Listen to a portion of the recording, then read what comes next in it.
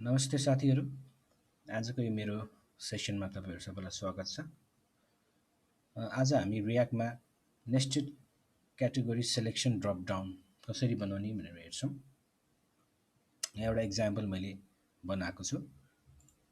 यहाँ हेर्न सक्छौं। फर्स्टमा तीनटा प्यारेन्ट क्याटेगोरीहरु लिस्टेड भइरहेछ। सो मैले पेजको एरो बटन क्लिक गर्छु भने यसको सब क्याटेगोरी लिस्ट हुन्छ। बर्ड्सलाई क्लिक गर्छौं त्यसको सब क्याटेगोरी। यहाँबाट मैले कुनै पनि मेरो एप्रोप्रिएट क्याटेगोरी सिलेक्ट गर्न सक्ने भए। So it can be a root category itself अथवा सब क्याटेगोरी पनि हुन सक्छ। कुनै पनि क्याटेगोरी मैले सिलेक्ट गर्न सके। अब सिमिलरली अरु सब क्याटेगोरीहरु पनि हेर्दै जाउँ। भेहिकल्स भित्र मोटरसाइकल्स छ, होन्डा, रोयल इनफिल्ड एन्ड यसको सब क्याटेगोरी एन्ड सिमिलरली सर्भिसेसमा पनि यसको सब क्याटेगोरी छ। सो यसरी हामी n लेभलसम्म नेस्टेड क्याटेगोरी चाहिँ सेलेक्ट बक्समा कसरी बनाउने भनेर आजको भिडियोमा यही नै हेर्ने छौं।